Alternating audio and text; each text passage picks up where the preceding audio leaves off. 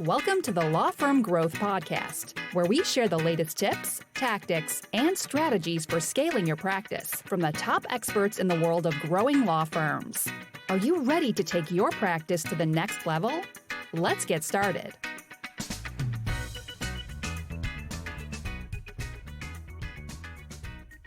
Hey everybody, welcome back to the Law Firm Growth Podcast. I'm your host as always, Jan Roos, and I am here today with the law firm mentor, Allison Williams. So Allison and I connected a few weeks ago on a webinar, but she's been in the space for a long time. She was done part of the Law Firm Growth Summit with Moshe Amsel, been in the space for a while, helping small and solo businesses do much better and reorganizing. I'm probably butchering this right now, but helping them crush the chaos in that, which is definitely something that's needed in this current time and age. So thanks for coming on the show, Allison. Thank you as always for having me on. I'm excited. Yeah. So just to give people a little bit more background on how you came to be where you are today, could you give us a little bit of the backstory on how you got to become the law firm mentor? Sure. So for anybody that's heard me speak, you've heard me say that Law Firm Mentor is a business coaching service for solo and small law firm attorneys. We help you to grow your revenues, crush chaos in business, and make more money. So in essence, what that means is I help people to first make more. That becomes marketing and sales. Then second, systematize, i.e. crushing the chaos that's created when you create more and you don't have a system to manage it all. And then finally, make more money is all about profit. So you don't just make more revenue, you actually get to keep more of what you're making. And so that whole conception came to me from my own experience growing a law firm. I started a law firm in 2013 and grew it into a multiple seven-figure business in about 3.5 years. And that came from learning everything I needed to know about the business of law, but also being a student of the business of law. Because what happens when you work with a lot of consultants or coaches or companies that will teach you about how to make a business around your law practice, they teach you how to get big top-line revenue so that the number is really big, but a lot of times people are working a lot harder, taking home a lot less. They're just not happy. They just have more stress because they have a bigger version of the chaos that they had before. So for me, crushing chaos, meaning systematizing everything, is really important. And that really grew out of my own story, which is that when I started my law firm, I did what I thought to do, which is what most people think. Okay, if I can't manage what's going on my calendar, I'll just work more, right? I'll come in a little bit earlier, maybe leave a little bit later, add on the weekend, and we'll get it done. But when you're kicking out 60-hour work weeks, there's only so many more hours you can tack on to a body, especially when you're learning all of the new stuff, right? Because it's not like I was just lawyering more. I knew how to lawyer at that point. I've been practicing 10 years, but I had to learn how to hire people and how to fire people and how to organize systems and how to sign leases, how to negotiate transactions. And I didn't know where to go to get any of that stuff. I really had to figure it out on the fly. So that was exhausting. And after the better part of a year of doing that, I got to a breaking point where essentially I had one Friday where I had an entire day of court that had been adjourned the day before. So I was like, great, I got a whole Friday to myself. I'm going to finally get to catch up. By that time, I was my own secretary, my own file clerk. I was doing everything under the sun because I was the only person in the business. And ultimately what happened was I was coming into the office at like 6 in the morning, working until 9 o'clock as a secretary, being a lawyer from 9 to 6 at night, taking a quick dinner break, working again from 6:30 to 9 o'clock as a secretary, and then going home and rinsing and repeating. And I decided that I was going to give myself Friday off to come in late, like 7 o'clock in the morning, super late. And I was going to not stay super late. I was going to stay only till like 7 o'clock at night and give myself a reasonable 12-hour workday. And I came home on Thursday so excited about the prospect of getting a real night of sleep that I started driving faster and faster and faster trying to get home. And next thing you know, I'm driving 90 miles an hour and I'm waking up 1 inch away from a guardrail. And luckily, I survived that moment. By the will and grace of God, I survived that moment. And very quickly realized I didn't want to own a law firm anymore. I said, this crap's for the birds. So sold myself to the highest bidder, got a job working as a partner in a large law firm. And on the way to sign the contract for that offer, I ultimately, again, pulled over on the side of the road. You know, a lot of my stuff happens in the car. Pulled over on the side of the road and said, I don't want to do this. You know, there's something about this whole owning a business that attracted me, and I don't know what it is, and I think it's stupid for me to hold on to it because it's making me miserable, but I want to keep it, so I got to figure out how to make it work. So I started working with different professionals, getting advice about how to make it work, and pieced it all together. and then finally came into an understanding of how to improve myself, the business, and the systems as a whole, and ultimately was able to create a multiple seven-figure business in 3.5 years. And now, through Law Firm Mentor, I help lawyers do the same thing. Okay. It's kind of interesting. I had never heard that story in its entirety, but that is one of the biggest roller coasters I think I've heard. I mean, wow, it's really got everything. And there's so many interesting places where we could kind of come in for the listenership of the law firm owners that have listened to this show. But one of the things that's kind of looming over any discussion that we'd have right now is the current state of affairs with the pandemic, lockdown, and the state of business generally changing over the last little bit. So I wanted to ask, it seems like we're a couple of weeks Feels like a couple of years, right? Yeah, seriously. That was last week is the longest year I could remember in a long time. But yeah, it seems like we've kind of had this adjustment of people, had a week or two to kind of freak out, a week or two to kind of adapt to things. It seems like we're kind of adjusting to the new normal. So what's kind of the stuff that you've been seeing either in your own practice or with the clients that you work with or people in the group? And what are you kind of seeing people, what are the big concerns in the market as far as you can tell? Well, when this first started, it was the stay-at-home measures that shifted everyone very rapidly into working from home. And the difficulty that a lot of people have with that is that they want to just pick themselves up and work at home the way that they worked at the office, which is virtually impossible if you have young kids at home, or even if you're a single person with no one else in the home. It's still virtually impossible because the atmosphere is different and the mood of getting up every day and going to your living room is very different than getting up and going to your office. So people are struggling with that. I see a lot of issues with management. A lot of people are very conflicted about being too hard on their employees right now.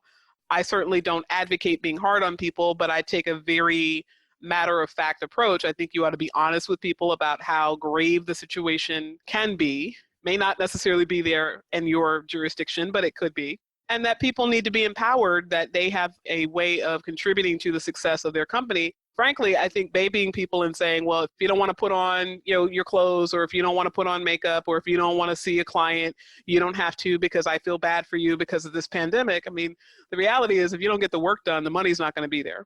Yeah. So the money is ultimately not going to be there in many circumstances just by virtue of marketing changing and the resources being limited of the people that would normally buy the service. But if we as the leaders of the company don't hold up to a higher standard, the people are not going to hold to a higher standard. And I think that's going to contribute to depression and a lack of productivity. So I see a lot of that, a lot of enabling there. And then finally is just the issue of marketing. Like the number of people that can't make a decision now and are either morally conflicted about selling, even though selling is what's going to hold our economy together with duct tape.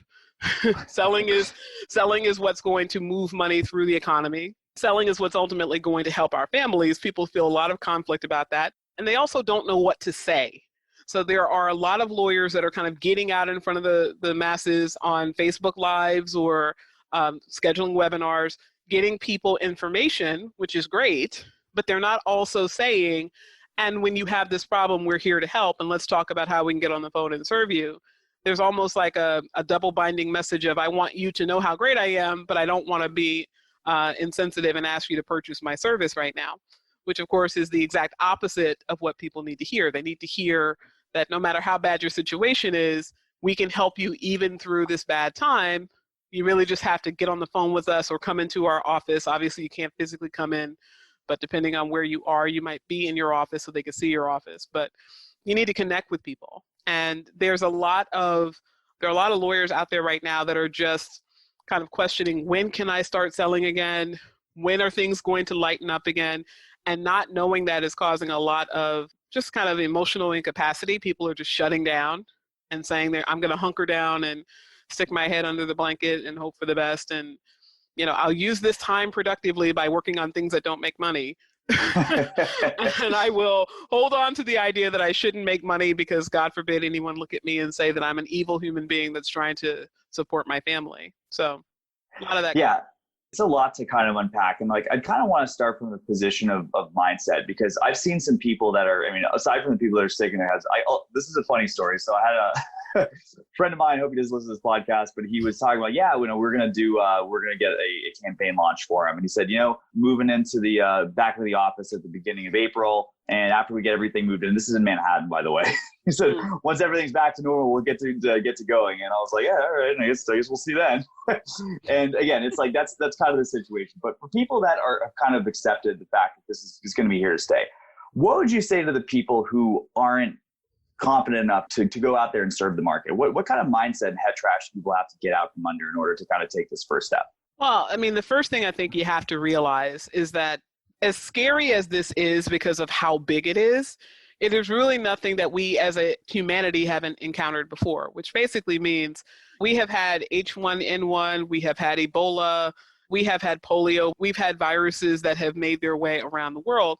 And every time something like that happens, there is a consequence, and then ultimately it passes by. This too shall pass. Now that might sound a little simplistic, but I really think people have to recognize that there's going to be another side of this, and what they have to think about is rather than hope and pray and wish and dream that it's a short period before we get on the other side, there is going to be an economic change simply by virtue of the fact that we were almost at the point of bust even before this happened. I mean, we have been riding the economic highs for some time now. So all of us that are in business right now need to be thinking about how can I do what's necessary today to advance in today's marketplace.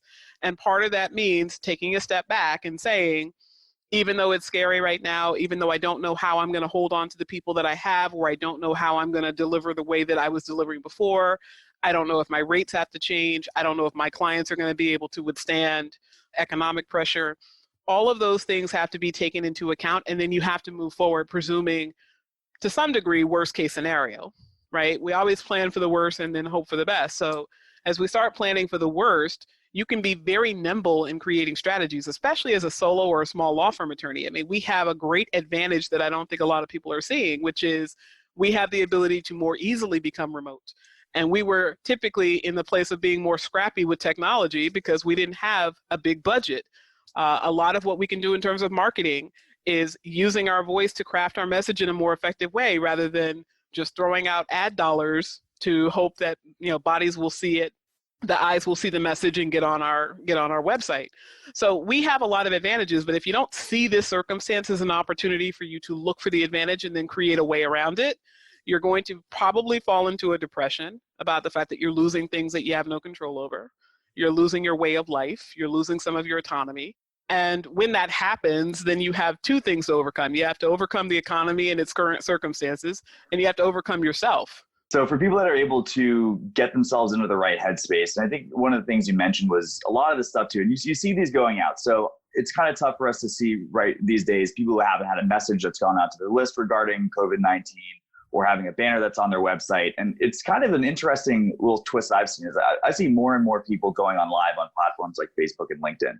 But as far as you mentioned, like a lot of people just kind of giving this value, like, is there any sort of a little tactical formula that you could give us as far as people that might be doing this and how to finish these off in a way that's actually going to get them business? So you're really asking about the tactics to get to people when you are on a live platform that can get them business. Well, so there's several things. I think the first thing is to not try to make this different than any other time that you'd be using a live platform. I mean, the reality is human psychology does not change when we are in distress. All that it does is bring out more of who we already were. So if you were a person that was highly price resistant, you're going to become more of that when you are in distress. If you were a person that had a healthy money consciousness, you are going to be more of that when you are in distress. Now, it might shut it down temporarily because inductive and deductive reasoning does tend to alter when you are in pressure, but it is going to have some type of impact, but it's not going to change fundamentally who you are. So you have to still cut through to the person you're talking to. So just keep that to the side for a moment. When you're crafting a message to the people, you want to create a relationship between yourself and the prospect on the other side. So it's very important that if you're going live, that you're not just data dumping information on people, but that you are engaging in a relationship. You're asking them questions, you're throwing out ideas, giving food for thought. And you have to do that to an audience, but if you don't have an audience yet, you ought to create what I consider to be a faux audience, meaning start getting some people that you know that are supportive of you. They can be friends, colleagues, partners, anyone that knows enough about what you do that they can ask a reasonably intelligent question. And then you have that conversation with them. And they can be on the other side of a recording. They don't have to be sharing your stage, but You want to have somebody out in the audience who can ask questions and answer and engage with you. Then you want to start controversy, or you want to start what I consider to be topical eloquence, meaning you either want to say something that is really outside of the norm, outside of what people normally think about, so that it intrigues them to either stay and disagree with you or find out why they should agree with you, right? You want to have their mind thinking, not just, I've heard this before, I can move on, but, that's an interesting way of looking at that. I've never thought of that before. And in the area of topical eloquence, it's really, what can you say about this that is a mind shift for someone? So if you're in the area of criminal defense, what can you say about the way in which defense attorneys engage with prosecutors that is different than what people have heard before? What kind of strategies can you share with people that would make them think about their case differently? So if you are a family law attorney, maybe you don't talk about enforcing support orders.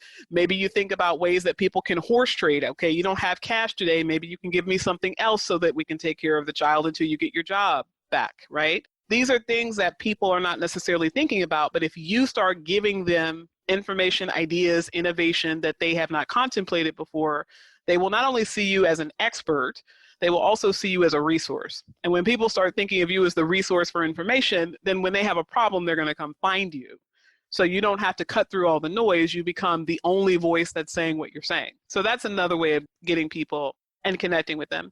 And then finally, it's just like any other form of marketing. Put something out there, give people a way to get a hold of you, not just a call to action, but some way that you can collect their information. So I'm much more of a fan of having a webinar. If you're going to go live, that's fine. But at some point, you need to also drive them somewhere so you can collect their emails so that you can continue that conversation with them.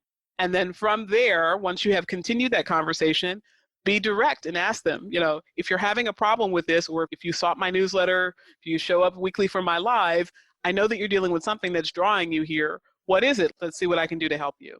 Great, that's awesome. That is super actionable tips for anyone that's listening, Allison. Thank you so much for getting that for us. And I think if there's a silver lining to this whole thing, at least for the legal profession, it's that we've got a lot of people that are at home. Sometimes those practices that might have been just kind of making rent every month or coasting off of referrals day to day, it's like they have the time and a lot of the resources to actually go out and do a little bit more proactive marketing. So it's going to be interesting to see how these things evolve, especially as the economy switches back on. Kind of moving base a little bit from the marketing and sales aspect of things to, I guess, sort of the financial preparation. So we've got a lot of people that are in different states of organizational stress, different financial situations. How do you see these things kind of working out over the short, medium, and long term? Like, where do you think these things are going to be going? It's interesting you asked me this question. I literally was just on the phone on Zoom with a client this morning talking about this exact thing, which is that I think nowadays we are going to, approaching a down economy, we're going to see a buyer's market. So that means the people who are traditionally in the state of power, if you're an owner, if you're a landlord, if you are the company versus the individual, you're going to see a shift in that power, which means that you, as the law firm owner, being the smaller of the two in the David and Goliath story of landlord to tenant, or contract signatory to contract drafter, you're going to see an amazing ability you have to start leveraging power.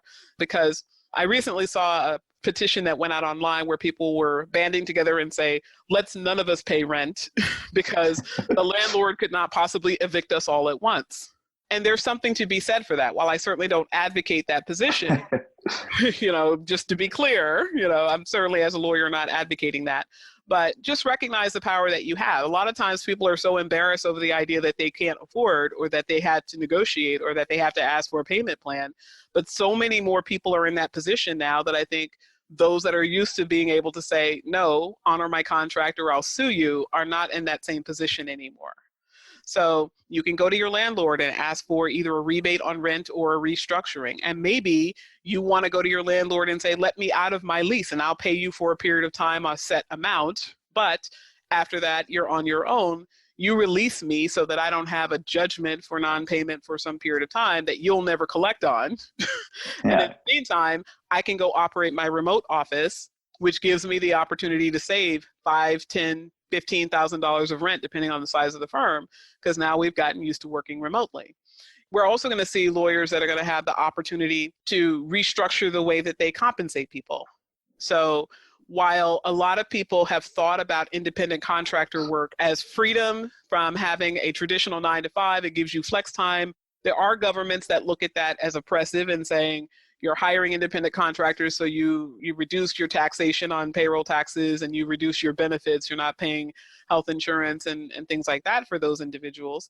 But regardless of where you live, if it is still an option for you to have contract attorneys and contract paralegals instead of full-time staff, that may be a valuable option for you so that you can flex a little bit and decide how much work you want to take, but still be more profitable and be able to scale more of your cases into more profit for yourself. Okay, awesome. And those are, again, you're just really hitting us with the super actionable tip, Allison. So thank you so much for that. So, and just kind of, for the benefit of people that haven't been in practice for a super long time, I mean, we probably have to go back to 2008 for the last, I guess, kind of comparable situation to what we're on right now. But do you have any sort of parting advice for people on how to kind of adapt to this new recession type climate, as opposed to people who might have been in practice only for the last 5 or 6 years and things have been going well? So, for newer people, I think you also have a great opportunity because you have not yet acclimated yourself to a higher standard of living that you are now going to have taken away from you. And that might sound a little draconian. You might say, well, I'm not happy to be only earning $30,000 a year. That's not a good thing because I wanted to be earning a lot more. But the reality is you have less to take away, as opposed to people who have to first psychologically adjust to having a lesser income. And then secondarily, fiscally adjust, meaning reduce their expenses, restructure their payment plans, alter the way that they're used to eating out, driving a certain car, going on certain vacations. You don't have those problems, so you have a benefit there. The other thing that you have as a younger attorney is that you have the ability to be nimble in the law, which means the legal profession is full of a very conservative ideology. We base our decisions on stare decisis. Whatever was done before is where we start for the future. You don't have that burden, or I should say that acclamation, because where you are, there really was no before. Right? So there was no there, so you're kind of creating it as you go. And what you can do now when you're communicating to potential new clients is talk about the fact that you have fewer clients to serve, and a lot of people that are more experienced are going to have a higher load of clients at a lower price point, which means they're going to be financially stressed and they're going to be overextended for their case volume. So you having a lighter load can charge less because you have lower expenses, but you also can, argue to people or demonstrate to people you have more time to give them, so you can charge them less, but also still give them a higher quality. Yeah, so it's almost leveled the playing field in a lot of ways for those folks. Yeah, absolutely. Now, just to be fair, there is also a flip side to that. Yeah. Because one of the things that I see a lot is lawyers who are very experienced, who have a good reputation, starting to see more people getting into legal marketing. And as a result, less experience, less talent, less capability, less knowledge is getting more clients and more revenue because they're marketing well with someone like you. So if on the flip side, you are the experienced lawyer and you're thinking, oh my God, I'm going to have all of these expenses now. How am I going to carry them? You are going to have an adjustment to make. But when you go to the marketplace, you can say to the marketplace, look, John Doe down the road has been practicing 4 or 5 years. However, I have been doing this for 20 or 30 years. And because I am at the tail end of my career, I have taken care of my major expenses. My student loans are paid off. My kids are in college. I don't have the pressure to charge you for the sake of making a lot of money. This is what I do for a living. And it takes me a lot less time to do it now because I am not 5 years out or 3 years out or 2 years out. I know this like the back of my hand. So you can get more experience at a reasonable price point, or what the person perceives as a reasonable price point. And that person feels like, wow, I'm going to get so much more bang for my buck over here. Previously, I could only afford the less experienced attorney. Now I've got the more experienced attorney for the less experienced attorney's rate. So the arguments are available on both sides, but it really is a matter of positioning, what you say. And I don't recommend that lawyers talk a lot about money in their marketing. I think it really should weight the sales conversation, but you certainly can have a very persuasive conversation now around the economy because a lot of people are thinking about their economic circumstances a lot more. Right. So it's almost as if, there's really no wrong answer. I mean, the right creativity, you should be able to play to your strengths. And that's ultimately what the positioning kind of is about. All right. So, this has been a lot of really, really awesome, actionable stuff, Allison. So For people who are listening to this and might need some help with this, what's the best way to get in touch? Okay, so as I said before, Law Firm Mentor is a business coaching service for solo and small law firm attorneys. And we know that right now, solo and small law firm attorneys are hit really hard. A lot of us don't have but so much liquidity. A lot of us are at the point where we're going to lose a lot more than we're going to have in the short term. And so I have recently created, just for this community, a variation of a program that I taught quite some time ago called More Money, More Free Time. And it basically is about marketing, sales, people, and systems. Those are the 4 areas. We get more money through marketing and sales. We get more free time through people and systems. But we've also added in there information about facilities, in other words, how to be nimble. And we talk a lot about remote work in that. And also communications, how to keep the glue of your cases moving forward. But all of this is now going to be tailored to what's going on in the present economy. And we're doing a webinar all about this on April 13th, Monday, April 13th. At 10 a.m. Eastern Standard Time. So if by the time this airs, your audience has already missed that, we will provide a replay. And it's going to talk a lot about the program that we have coming up that's only going to be $247 per month. That gives you the course as well as access to our membership site where you're going to have active coaches available to you to answer your questions and give you question and answer sessions about the content as we go through. So you can find us at lawfirmmentor.net. That program is going to be advertised there. And you can also join our free Facebook group, the Law Firm Mentor Movement.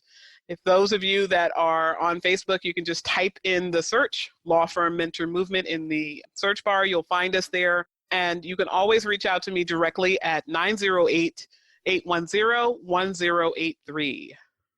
Okay, that is a very bold with the phone number, but this is the Law Firm Growth Podcast, so I'm hoping this doesn't have gone too far to the wrong hands. But yeah, anyone who's been listening to this, and certainly while I've been listening to this, there's a lot of layers to depth to the stuff that Allison talks about.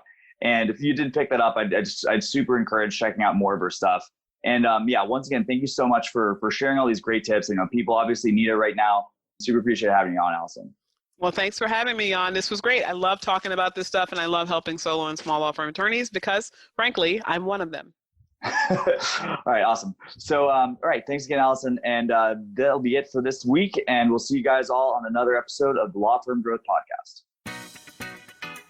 Thank you for listening to the Law Firm Growth Podcast. For show notes, free resources, and more, head on over to casefuel.com/podcast. Looking forward to catching up on the next episode.